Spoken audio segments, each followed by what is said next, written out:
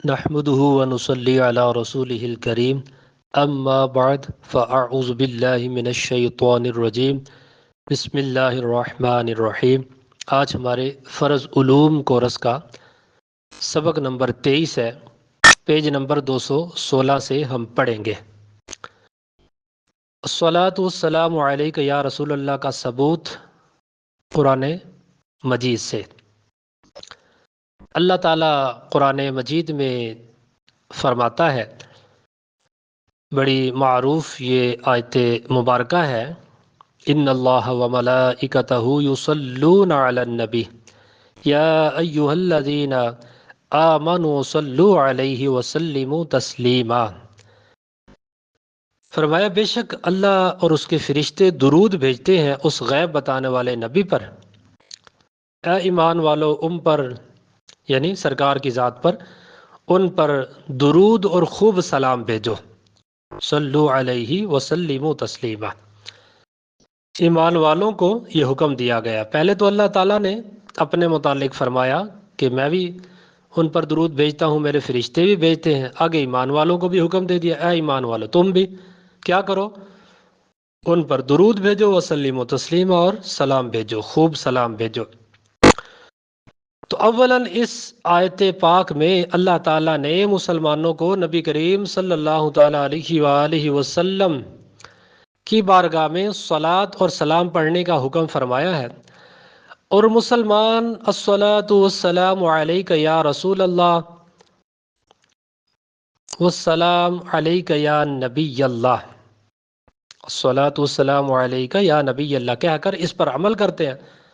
وہ اس طرح کے صلو بھیجو کے حکم پر عمل کرتے ہوئے، اور الصلاۃ اور وسلموا کے حکم پر عمل کرتے ہوئے، والسلام اور علیہ پر عمل کرتے ہوئے علیکہ کہتے ہیں، بلکہ نماز میں ایھا النبی کی اتباع کرتے ہوئے یا نبی اللہ اور یا رسول اللہ بھی کہتے ہیں۔ ثانیاً اس آیت کریمہ میں کسی خاص طریقے سے الصلاۃ والسلام بھیجنے کا حکم نہ دیا، یعنی اللہ تعالیٰ نے کوئی خاص کیفیت کے ساتھ حکم نہیں دیا کہ اس طرح پڑھو اس طرح نہ پڑھو، نہ کوئی ٹائم کی پابندی لگائی کہ کس ٹائم پڑھو کس ٹائم نہ پڑھو، بلکہ اسے مطلقاً رکھا کہ حضور صلی اللہ علیہ وسلم کے امتی جس طریقے سے چاہیں حضور کی بارگاہ میں درود و سلام عرض کریں، اور اسی یعنی اس مطلقاً میں الصلاۃ والسلام علیک یا رسول اللہ بھی ہے، کیونکہ وہاں پر کوئی قید نہیں لگائی اللہ تعالیٰ نے، تو پھر ہم کیوں قید لگائیں۔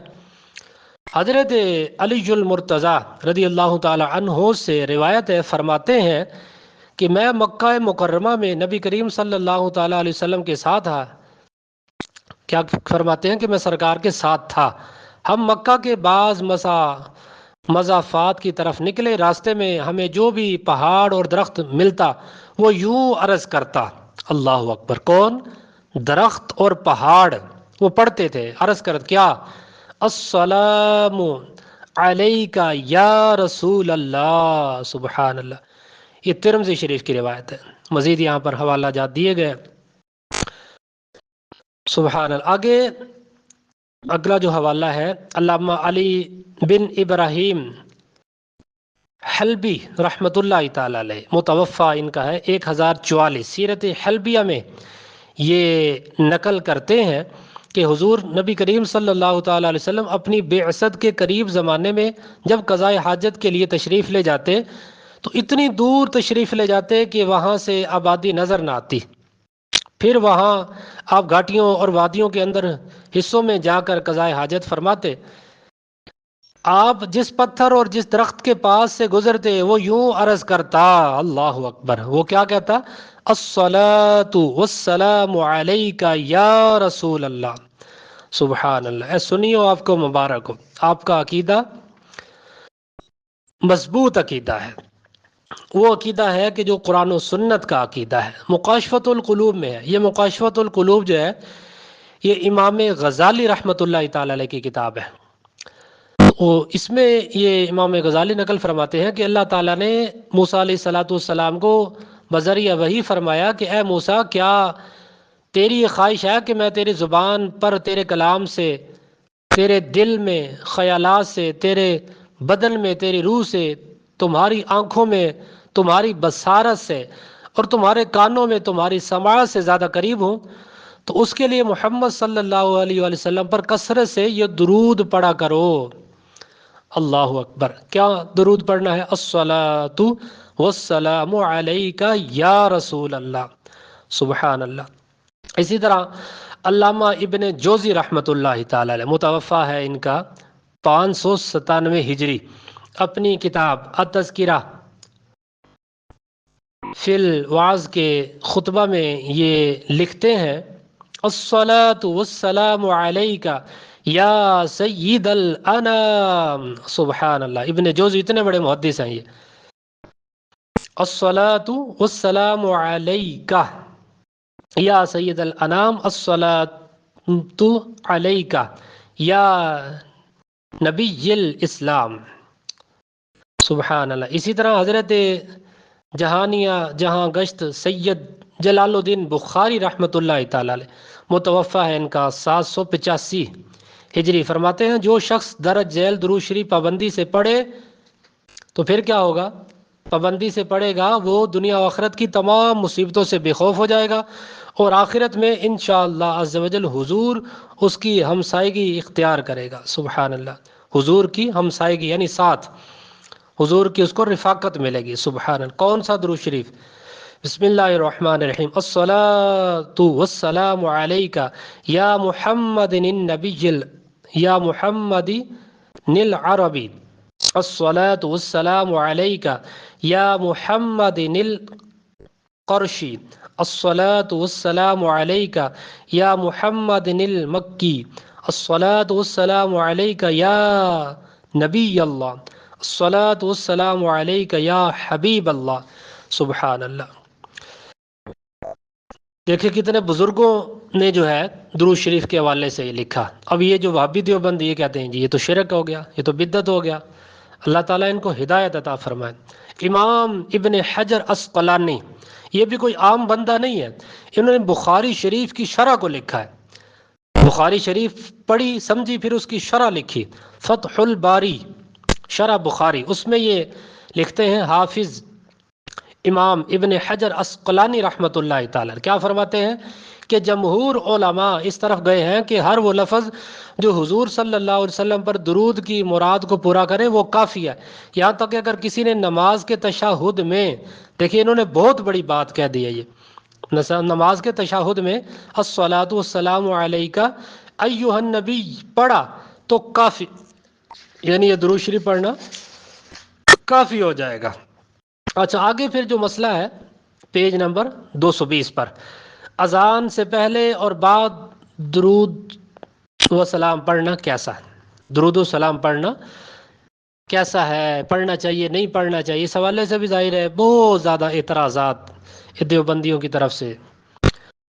سوال، اذان سے پہلے درود اور بعد سلام، درود و سلام جو ہے اذان سے پہلے اور بعد درود و سلام پڑھنا کیسا؟ جواب، اذان سے قبل و بعد درود و سلام پڑھنا جائز و مستحب ہے، اہل سنت کے نزدیک کیا ہے؟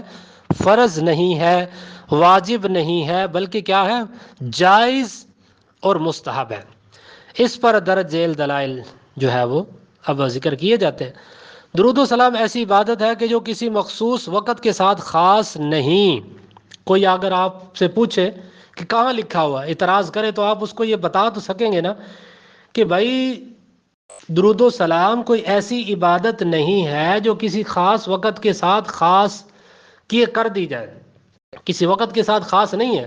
اللہ تعالیٰ نے قرآن مجید فرقان حمید میں ارشاد فرمایا ہے کہ بے شک اللہ اور اس کے فرشتے درود بھیجتے ہیں اس غیب بتانے والے نبی پر، اے ایمان والو ان پر درود اور خوب سلام بھیجو۔ تو آپ ان سے یہ پوچھ سکتے ہیں کہ بھائی جب اللہ تعالیٰ نے قید نہیں لگائی، اللہ تعالیٰ نے کوئی پابندی نہیں لگائی، تم کون ہوتے ہو پابندیاں لگانے والے؟ یہ مطلقاً لکھا گیا، آگے مزید اس کی مثالیں آ رہی ہیں۔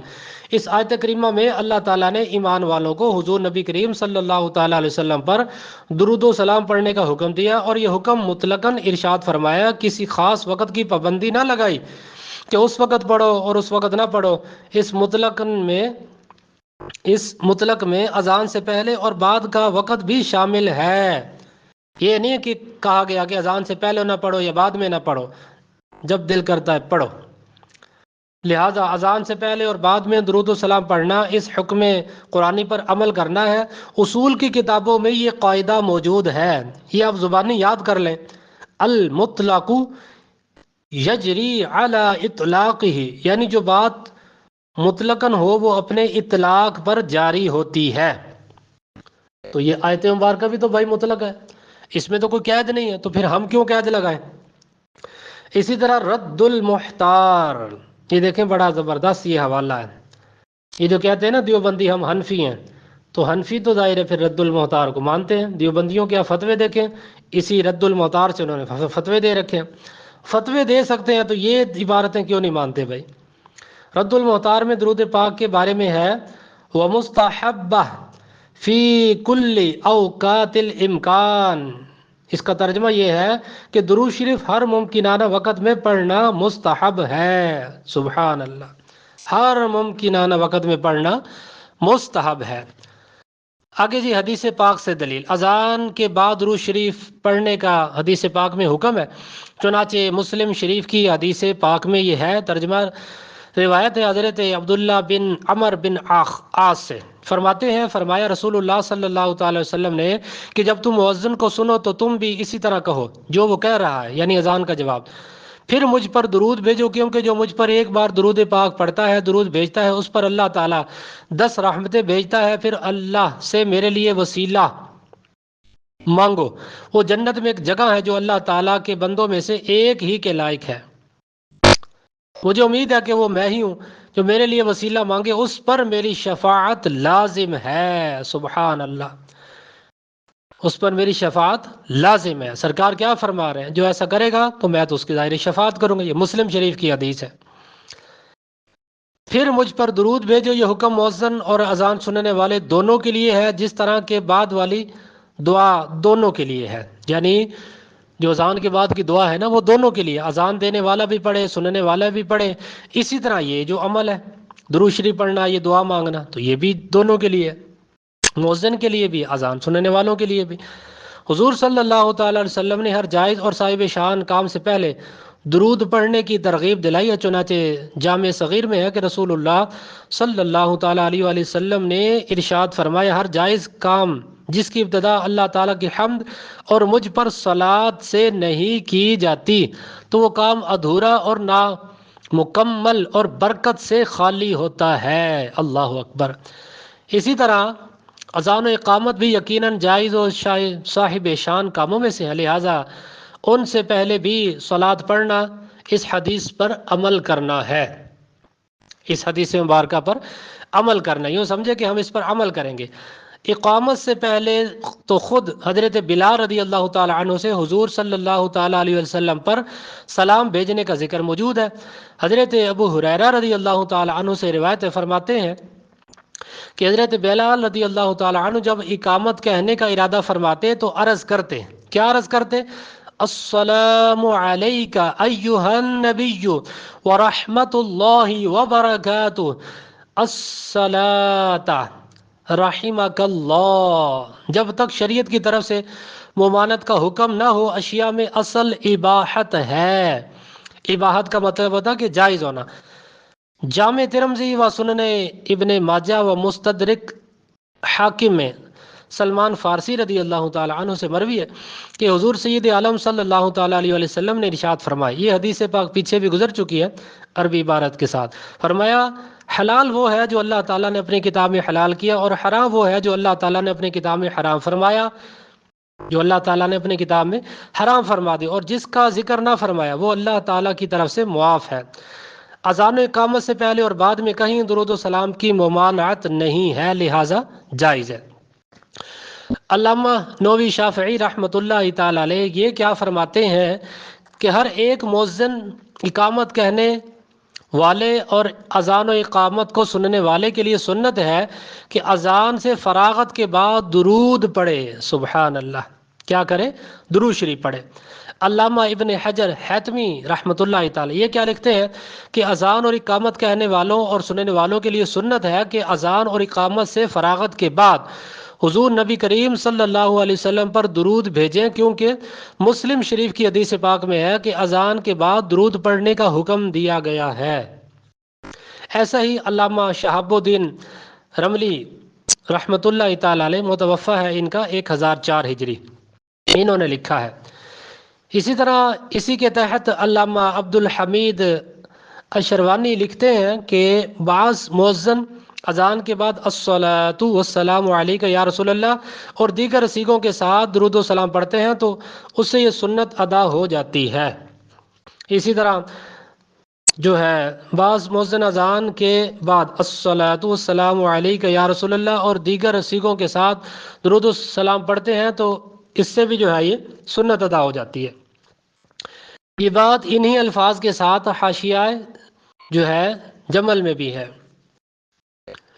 اسی طرح یہی بات علامہ سلیمان بن محمد بن عمر الجبیرمی المصری، یہ جو ہے الجبیرمی، یہ مصر کا ایک علاقہ ہے،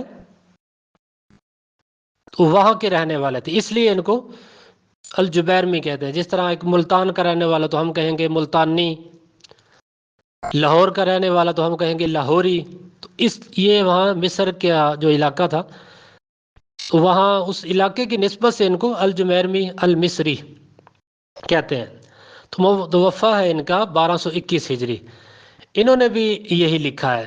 خاتم المحققین حضرت علامہ سید ابن عابدین شامی حنفی رحمۃ اللہ تعالی علیہ درود شریف پڑھنے کے مستحب مواقع بیان کرتے ہوئے فرماتے ہیں، علماء کرام نے بعض مواقع پر درود شریف پڑھنے کے مستحب ہونے پر نص فرمائی ہے۔ ان میں سے چند یہ ہیں، یعنی کون سے مواقع ہیں کہ جن پر ہم درود شریف پڑھ سکتے ہیں، ان میں سے چند یہ ہیں۔ کون سے؟ روز جمعہ، ہفتہ اتوار اور سوار کے دن صبح و شام مسجد میں جاتے اور نکلتے وقت، بوقت زیارت روزہ اطہر، صفا و مروہ پر خطبہ جمعہ کے وقت، جواب اذان کے بعد، بوقت اقامت دعا کے اول آخر اور بیچ میں، دعائے قنوت کے بعد، اذان دینے کے وقت اور کسی چیز کے بھول جانے کے وقت۔ یعنی ان مواقع پر یہ جو یہاں ذکر کیے گئے درود شریف پڑھنا کیا ہے؟ مستحب ہے۔ سبحان اللہ، کتنی ساری چیزیں اس میں آ گئی۔ اب جو حنفی کہلائے اور اس عبارت کو نہ مانے تو ہم اس کو کیا کہیں گے؟ پھر وہ برائے نام ہی حنفی ہے۔ اس طرح نوٹ، اذان یا اقامت سے پہلے درود و سلام اس طرح پڑھیں کہ اذان و اقامت سے تھوڑا فاصلہ ہو، یا درود شریف کی آواز اذان و اقامت سے ایسی جدا ہو کہ امتیاز رہے، یعنی تھوڑا سا فرق رہے، اور عوام کو درود شریف جز اقامت معلوم نہ ہو۔ اسی طرح امام اہل سنت مجدد دین و ملت اشاع امام احمد رضا خان رحمۃ اللہ تعالی علیہ فرماتے ہیں کہ درود شریف قبل اقامت پڑھنے میں حرج نہیں، مگر اقامت سے فصل چاہیے، یا درود شریف کی آواز اقامت سے ایسی جدا ہو کہ امتیاز رہے اور عوام کو درود شریف جز اقامت نہ معلوم ہو۔ اچھا، یہ جو عبارت پڑھی گئی اور یہ جو فتاوی رضویہ کا حوالہ دیا گیا، اس میں یہ سمجھایا گیا ہے، یہ بڑا اہم مسئلہ ہے۔ شاید آپ بھی یہ غلطی کرتے ہوں، آپ کی مساجد میں یہ غلطی ہوتی ہو، تو اس کو آپ نوٹ کر لیں اچھی طرح سے۔ یہ سمجھا رہے ہیں کہ جب آپ درود شریف پڑھیں، صلاۃ والسلام پڑھیں، فوراً اذان نہ پڑھ دیں۔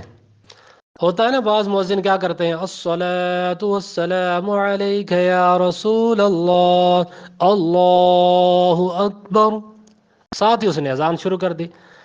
اب ساتھ ہی اس نے درود شریف ختم کیا نا، جیسے ہی ختم کیا فوراً اس نے ساتھ ہی اللہ اکبر کر دی۔ اب دیکھنے والے عام بندے کو تو یہی لگے گا کہ پتہ نہیں یہ اذان کا حصہ ہے، کہ یہ بھی اذان کے ساتھ جو ہے پڑھنا ضروری ہے۔ تو اذان کا حصہ نہ اس کو بنائیں، تھوڑا سا اس میں گیپ کر دیں، یعنی جب آپ صلاۃ والسلام ختم کریں نا، تھوڑا سا وقفہ بیچ میں لے آئیں، کم از کم 30 سیکنڈ کا وقفہ تھوڑا سا کر دیں۔ اگر زیادہ کر سکتے ہیں تو زیادہ کر دیں، کوئی مسئلہ نہیں، تھوڑا سا وقفہ کر دیں تاکہ عوام کو یہ اذان یا اقامت کا جز نہ لگے، حصہ نہ لگے، وہ یہ نہ سمجھے کہ یہ کوئی فرض و واجب ہے۔ ہاں، پڑھنے کا معاملہ الگ ہے، لیکن بالکل ساتھ نہ پڑھیں۔ اعلیٰ حضرت نے اس کو ناپسندیدہ لکھا ہے فتاوی رضویہ شریف میں۔ اگر کوئی پوچھے تو فتاوی رضویہ شریف کا آپ حوالہ بھی دے سکتے ہیں۔ دیگر جو فقہی کتابیں ہیں ان میں بھی یہ مسئلہ موجود ہے۔ اللہ تعالی ہمیں عمل کی توفیق عطا فرمائے۔ وما علینا الا البلاغ المبین۔